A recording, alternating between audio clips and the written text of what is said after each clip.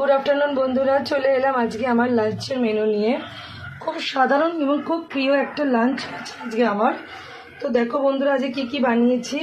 প্রথমে ভাত বানিয়েছি, ভাতের সাথে সবজি মুগ ডাল, কড়াইশুঁটি, ধনেপাতা, টমেটো, ফুলকপি, গাজর, বিনস সব দিয়ে খুব প্রিয় একটা ভাজা মুগের ডাল হয়েছে। তার সাথে বেগুন ভাজা আর কাঁচা পেঁয়াজ আমার থাকেই, যেটা মানে থাকবেই রোজ ভাতে।